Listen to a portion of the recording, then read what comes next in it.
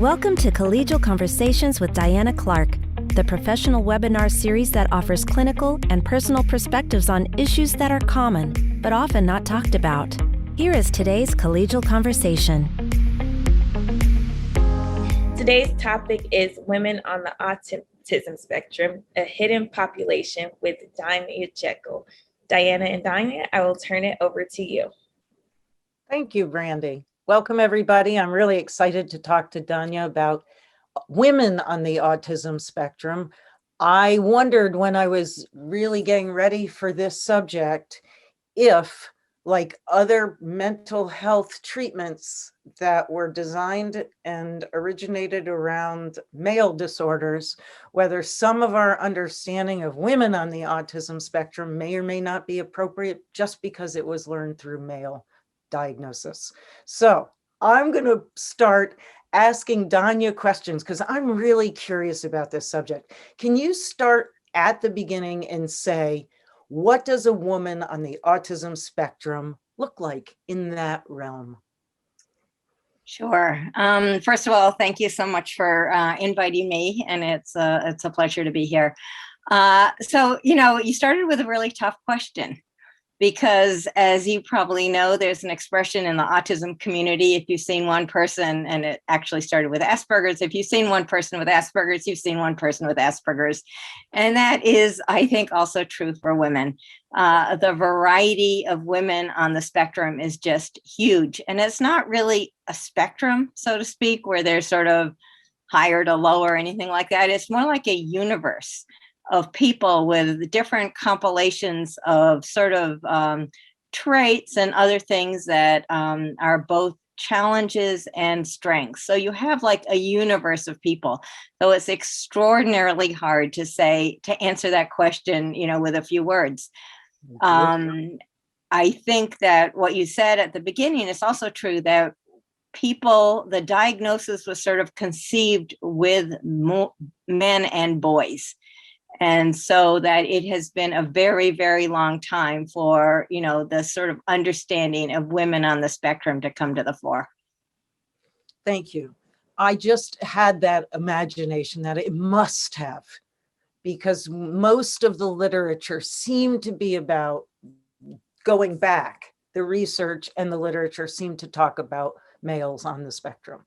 Yeah, and I think it's really interesting because when we first started A&E 25 years ago, we had probably for every male who came in, for every female who came into the organization to get support, there were 4 males. So a sort of a 1 to 4.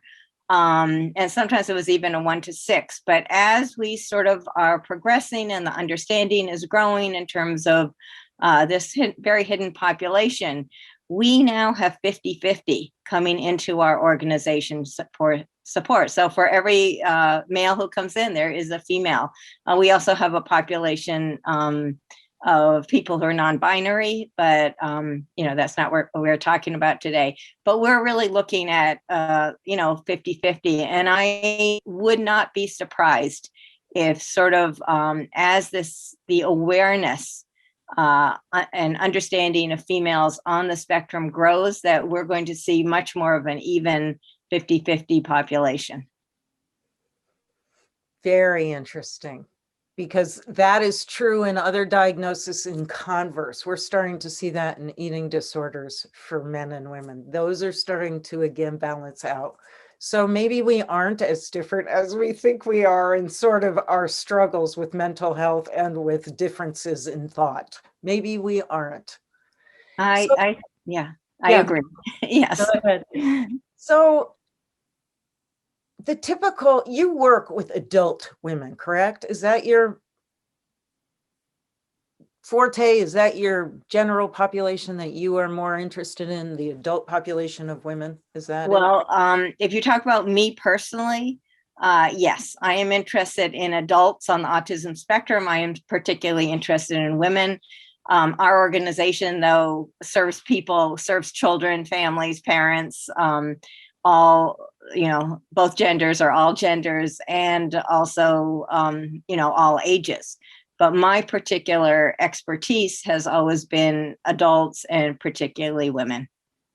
So I would love to hear more about your work, because I probably have a real ignorant gap. And I'm sure people watching this also have a gap. We hear a lot about services for kids, young kids, elementary school kids on the autism spectrum. We hear services sometimes in high school. We might hear somebody's having trouble with transitions and having difficulty in getting to the next step. We don't hear much about adults in general on the autism spectrum. What are we dealing with here? What are you? And that's a really true statement. You know, kids are cute. They have school. They're fun to work with. So you see a lot of the research and other things are around children. And you are completely right. After the teen years, they kind of drop off the map. And not only, and the interesting thing is people are adults much, much longer than they are children.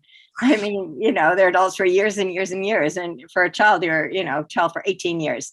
So there are many, many more adults who are on the spectrum than children. And you do see one of the hardest parts for people on the spectrum, and this is males and females, is really the age 20 to 30. Because what happens, both men and women, their peers, they sort of get careers, they get married, they start to have children, they, are employed, whatever. And this is a particularly hard time for our folks because they are not doing what is sort of normally expected between age 20 and 30. Very often they still live with their parents and, they're just not as independent because, again, for males and females, developmentally, they're very often significantly behind in sort of the social and emotional development. Not in the intellectual development, though. Sometimes they're way, way ahead. So it's sort of a real split between being, fairly smart and, having this tremendous memories, having all kinds of talents, but socially or emotionally really still being like children, even though they're adults. So one of my son was evaluated when he was young, and the psychologists who evaluated him said, there's good news, there's bad news, but really he's going about 100 miles an hour on 3 wheels. Yeah. That was how she described it, Yeah. Some of our parks go 100 miles an hour and some of them go, probably 20 miles an hour. It's sort of a process. Again, everybody's really different.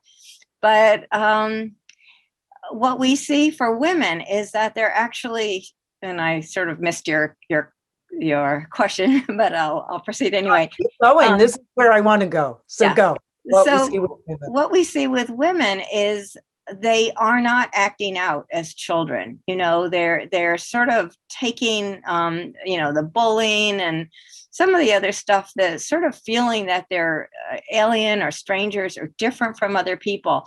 And they're taking that and that they're sort of, it's becoming part of who they are, and their self-esteem really suffers. And instead of acting out, very often, there's more anxiety and depression that you see for the girls. So they don't get identified, or if they do get identified, they get identified with sort of an anxiety disorder or or depression. And the sort of core that they are neurologically thinking differently, that core is missed. And so then they start getting treated for mental health issues. And that is really, and as they grow up, they don't understand why it's not helping. Why is the treatment or why is the therapy not working? Why can't I change? Why can't I be, somebody else? They just don't understand that actually they are, who they are these differences are neurological. They're not going to change. And they, instead of sort of growing up and embracing who they are, they grow up feeling terrible about who they are. Yeah. They're, I can't do this. It's so negative. I can't do that. I can't do this. Why don't people like me? So they have all these questions, so that it's really harmful for the girls that they are identified so late. And we're having women come into AA&E very, very late in the, in their lives, not very late, but, 40, 50, 60, 70 plus, where they're identified, they are older folks, and they're identifying themselves. And all my life, I have felt different. I have struggled. I've had this anxiety, things didn't work out for me. And then, they see a video, they read a book, or, they Google, and they say, this just fits me like a glove. This, it was like somebody was a fly on my wall. This was my life. And then they say, I think this is maybe, an explanation, and they get a different sort of lens or perspective in which to view their lives. And that can be very, very helpful, no matter what age you do it. And it's so helpful not to think that there's something wrong with me, but rather think, there's something different about me. I'm thinking differently, and just being able to come out of that sort of place where you don't like who you are is so important. Absolutely. And if I can add one more thing. Keep going. And, at A&E, that's sort of what we do. We get people together in communities and support groups so they can meet each other very often and talk and feel they're not alone. This is something that there's commonality with other people. And then when they're with other people, they don't have to pretend to be who they aren't. So one of the things we see about women is that they tend to have to sort of learn the skills, and they observe other people, and they say, oh, I have to be like this. I have to dress like this. I have to, perform like this, whatever. And what that does, it puts a lot of stress on them, and it makes them very, very tired. It's exhausting to try to pretend to be like other people. And that exhaustion takes a toll, a really bad toll on people's mental health, and just on their life. And so that they, they end up being exhausted all the time, anxious all the time, anxious they're going to do the wrong thing, say the wrong thing. So sort of pretending, as Leanne Willie, who's an author on the spectrum, said, pretending to be normal. That is something that a lot of women do, and they do it successfully, but it takes a toll. Absolutely. They must not ever really feel seen if they don't understand, they don't have the information. Everybody's just treating them like who they appear to be and not who they are. Yeah. That's right. That would be exhausting. It would. What kinds of disorders do you tend to see among, women with autism spectrum? What kind of disorders? Okay, so yeah, the thing we see for all people on the spectrum, whether you're male or female, is anxiety. And anxiety, I think there are two reasons. First of all, anxiety, for some people, there seem to be just a biological heightened anxiety naturally. But in addition, there's the anxiety that if you're going to do the wrong thing or say the wrong thing, because you're processing information in such a different way that you make mistakes while you're in the world. And so that also sort of heightens that anxiety. So anxiety is the biggest thing that we see in women and in everybody on the spectrum, and especially women. We also see depression as sort of, they tend to sort of feel badly about themselves, and they, it's sort of this chronic underlying depression sometimes. But there are things that seem to, coexist with people, women with autism. Eating disabilities, again, that's with men too, but sometimes there's sort of restricted eating or overeating, and so eating issues. There's sleep issues. Again, many, I'm not saying everybody, but many people on the spectrum have sleeping issues. And I know this is not mental health things, but relationship issues. A lot of people just have relationship issues. And so there's some OCD, there are coexisting OCD and sometimes bipolar that comes with it. We see some of the women we think are I would say probably many women, when they get to be adults and maybe don't have autism, a diagnosis, they actually get diagnosed with a mental health issue, bipolar or some personality disorder, all kinds of things. So they get mental health diagnoses rather than the autism diagnoses, and that's not healthy because the treatments are so different. And if you don't understand that, yeah, can we tease out what would, if we were to go to the fork in the road, one is autism spectrum, one is mental health, what do the treatments, how do they vary? okay, so first of all, there is no, let me just first say there's no medication for Right. autism per se. Okay. So that you can get medicated for things that are sort of for the anxiety, for the sort of co-occurring conditions, the depression, the anxiety, the OCD, you can get medication for those.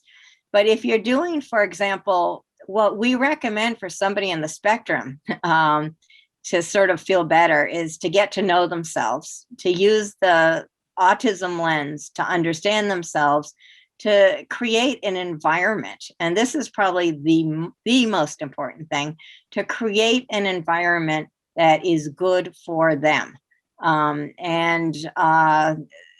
Whether it's simplifying life, whether it's, living in a place where there's not a lot of noise, whether there's working from home, getting the stress down, having, running, having passions that you like that relax you, whether it's knitting or, running or whatever. So that, those are not necessarily things that you would see if somebody, let's say, has bipolar. For bipolar, you would want, to have medication and, Blood work checks, lithium doses to make sure the blood works. Exactly. It's more of a psychiatric kind of thing. So that, if you're in the spectrum, I mean, you may also have sort of bipolar, and then they're not mutually exclusive. Yes. They're not mutually exclusive, but if you don't understand the autism piece of it, you're going to just miss opportunities for the person to feel better. Something huge. We have started really being good about recommending assessment programs that do some neuropsych work, and for that reason, so that we have not just a mental health diagnosis, but are there learning differences? Are there approaches? Are they neurologically atypical? So, because I think it's important to have both of those evaluations. Right. I absolutely agree with you. I think an evaluation is key. I think if you don't look at somebody's past, so, if I was talking to somebody, I would be asking about, did they have friends in childhood? What was school like? Were they able to write? Were they bullied? Because for autism, even in a woman, if you know what you're looking for, you can sort of see it very, very early on. And so you're really looking at very, very good developmental histories and, what kind of things, and the issue is that people are very often so bright. And I'm talking more like an Asperger profile. They're so bright and they have such good memories that they can really cover this up really well. And, there's sort of this myth that people with autism are little geeks and, they all like to systematize and whatever. But many of our women, I mean, they're creative, they're artists, they're not they're not in the STEM field. They're writers, poets. They're just unbelievably musicians. They're unbelievably creative, and they don't fit the stereotype. So that's why very often they're missed. But but if you just sort of, if you're doing an evaluation and you know what to look for, you will be able to see it. What would be a few things you would look for in beginning that? What would I look for? I would look for, I think social and communication issues are probably sort of the biggest, meaning, difficulty with friends, liking routine is a big one, really disliking change. Let's see,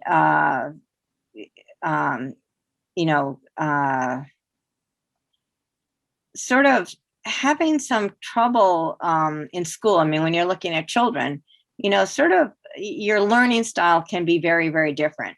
And you may not sort of be able to learn in the same way that other children learn. Very often women have incredible sensory issues. So they can be they can take in other people's emotions. So if you're talking to somebody and you're feeling sort of upset, they can then feel upset. Or they, loud noises bother them, water bothers them, or they really like water. I mean, so there's sort of both ends there. But the sensory stuff is something, that is a real indicator. Having sort of slower processing speed. That's also an indicator that, people may be on the spectrum. So those are some of the indicators for women. I guess what I would wonder when you said slow processing speed, I wonder if it would look like slow processing speed because they have to go through a filter of translating their experience into what the world wants to hear. Yes, that's exactly right.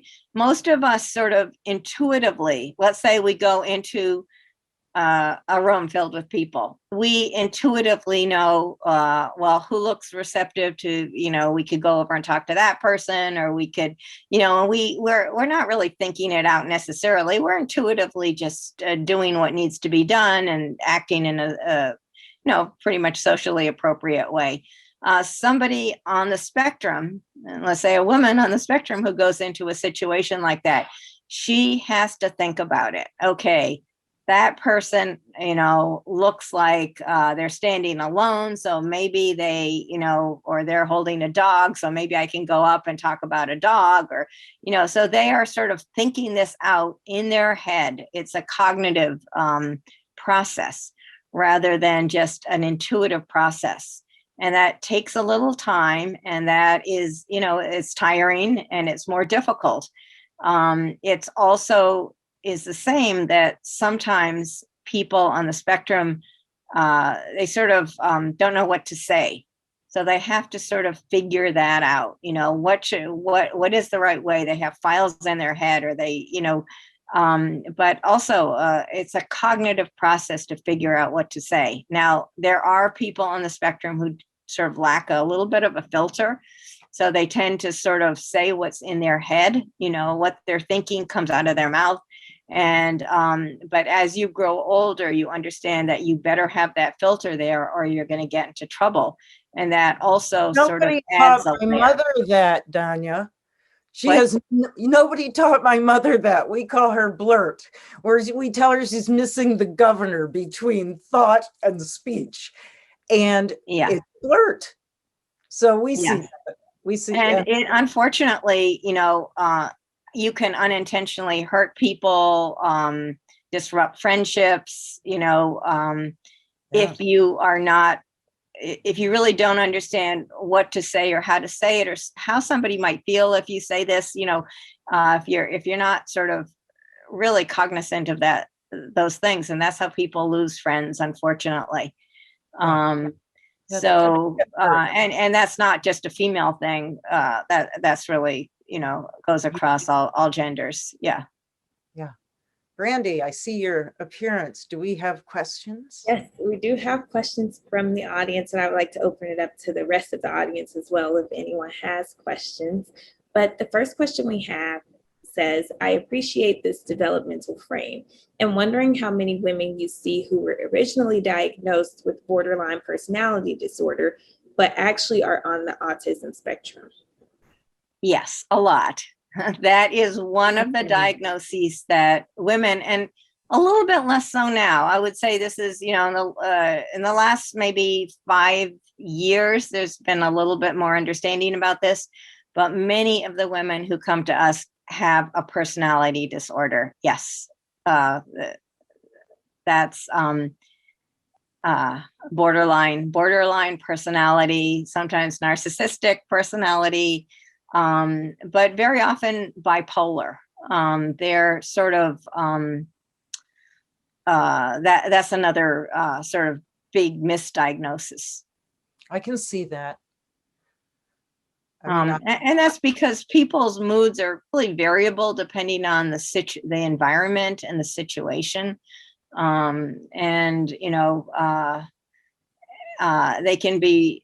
They can take in very often they're very disturbed by what's happening in the world. We have a lot of people who really are environmentalists and activists in many areas. They're very, very hypersensitive to what's going on. And so it looks almost bipolar. But yes, that was a good question. We do get that diagnosis. We have another question. I'm going to allow Kate to talk now. Hi, Kate Callahan. Thank you so much for this platform. Amazing. I did a lot of work when I was younger with individuals with developmental disabilities and autism and on the Asperger spectrum. And it was definitely the people that I worked with, it was definitely misdiagnosed a lot. Not understanding whether it be lack of communication skills or not understanding those boundaries that you talked about, and instead was diagnosed. It's always like a negative type of behavior type thing. It's a behavioral issue. I'm just wondering, I know you already touched on some of the, areas where to look for in an assessment. So I have somebody now that I'm working with that shows different signs of, like, she's very, very smart in some areas, almost a little, I guess we could say, well, she knows every show tune possible and wants to sing it. I'm like, okay, not right now. We don't need to sing. But I'm just wondering, her family always thought she was kind of odd and doesn't understand. And, the education I've done with them is, it doesn't mean she's bad. She's not trying to be disorganized. She's not trying to do these things. She just sees things differently. But anyway, so I'm familiar with A&E, and I was just wondering, with somebody that does not have a lot of finances, how I could possibly get that assessment, because I really think that would be pivotal for her current situation, long-term, and kind of, what you were talking a little bit about reframing and kind of, so those are a lot of questions, but. Absolutely. And just to reiterate, essentially what you said, the reframing, the different perspective, understanding oneself is really good. And then for people around you to also understand you, because it's so easy to say, oh, this person's lazy, or they're not trying hard enough, or, they're stupid. So it's so easy to label people with other things if you don't understand sort of the neurology. But your question is, where can somebody get a diagnosis? And this is an issue. This has been an issue because there are not enough people who can who understand women on the spectrum enough to do a really good diagnosis.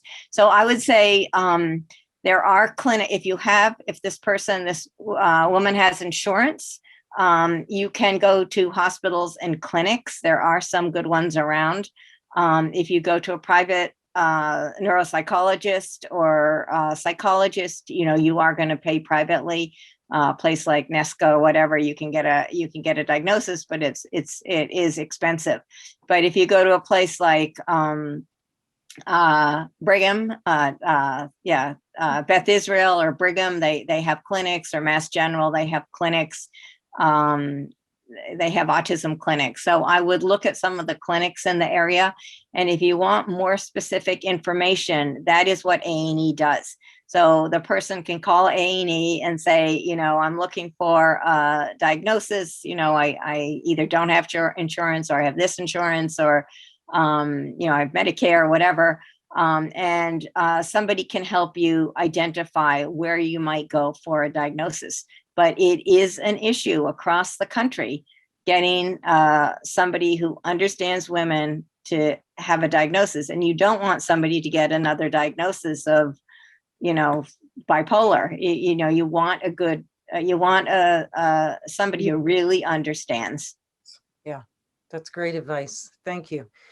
When you say ANE for our audience, what do those initials stand for? Yeah, it's AANE. It's the Asperger Autism Network. Okay. And we're located in Watertown. We have a web presence. You can find us on, and families can email us, call us. There's a contact us form on the website. And we are there, to help. We have many, many groups. They're just starting up now for women on the spectrum. They fill up extremely fast. They're virtual right now. We have, other activities just for women, because we know very often, women have particular issues that maybe the men don't have, or so that the women can join some of the men's activities, game night, whatever. But we also have special programs just for the women, because it's just so essential. Great. Appreciate that. It is 11:30, but we do have one more question if you all are willing to take it. Okay, I'm game. You ready Okay. for one more? Yeah, sure. Okay. Can you recommend some key social emotional strategies or tips for empowering women in these areas of challenges? Sure. So I think I mentioned before, the first thing is really to understand yourself and stop blaming yourself. So that might be, you may need a therapist to do this. You may need to get some CBT, but to sort of get the autism perspective and to understand yourself and start liking yourself. I mean, that's just absolutely key. People have been teased and bullied and, just not managed in life. And then their self-esteem really, is pretty much in the toilet, so to speak. And so that's sort of the first thing. Get yourself an environment that works for you. Don't, just because you're supposed to be doing certain things doesn't mean you have to. You need to find a life that suits you, who you are. So, and that could mean any number of things, for different people. And then, if you want to work with some kind of a coach who can sort of, help you figure out, sometimes you sort of need another person who will sort of help you figure out how to proceed in the world, so that, you sort of find the life that you want to live. And I think talking to other people, other, women on the spectrum or other people on the spectrum is extraordinarily helpful to understand that you are not alone in dealing with this. That's great. Thank you, Dania. Appreciate it. We're going to close out for today. We appreciate all of you joining us and look forward to next week's Collegial Conversation. Have a great afternoon. Thank you for joining this webinar. Tune in to more webinars and sign up for our newsletter at o'connorpg.com.